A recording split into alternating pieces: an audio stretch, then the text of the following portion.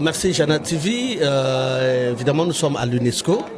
Là, je suis devant le stand où on présente les portraits ou les imageries congolaises en miniature, qui est en grand d'ailleurs.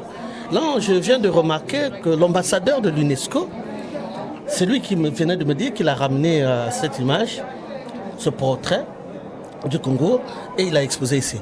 Là, on remarque, là, c'est les rites, les rimes, les jeux sont... Là, ça s'appelle... Ils sont tous en dépareillé. Tu comprends, Zara TV? Dépareillé, et ça démontre les rites, les rimes, ça démontre le niveau sapologique que le Congo a, le niveau sapologique des Congolais. Nous démontrons tout simplement que nous ne les fabriquons pas, mais nous les portons très bien. Voilà, donc ça veut tout dire. Ça veut dire que quand vous avez cette image, vous vous rendez compte que vous êtes devant votre identité. Ça, c'est votre identité, c'est notre identité. Et donc, comme la SAP, ça fait partie de la culture, et bien, elle est bien représentée à l'UNESCO par cette image et par lui-même le fondateur de la sapologie. C'est aussi simple que ça, et nous sommes là pour le dire haut et fort. Nous sommes des ouvriers culturels et sapologiques qui travaillent, qui n'aspirent pas au repos, qui travaillent de midi à minuit, messieurs et dames. Et bien voilà, merci. Et je dirais que, voilà, ici, je voulais rendre hommage à notre ambassadeur, un grand homme, un culturel.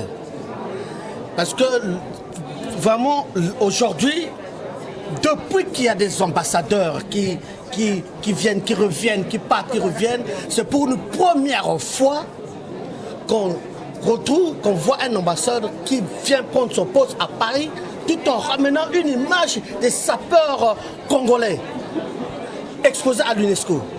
Monsieur l'ambassadeur, je suis très content. Avec notre ambassadeur, on trouve un interlocuteur. Et je pense qu'avec lui, demain, en tout cas demain, la SAP, au niveau à l'UNESCO, sera considérée comme patrimoine immatériel congolais. Monsieur l'ambassadeur, je suis très content. Merci. Je vous remercie. Merci beaucoup. Et je pense que à tous les sapeurs, à tous les sapologues, nous sommes heureux.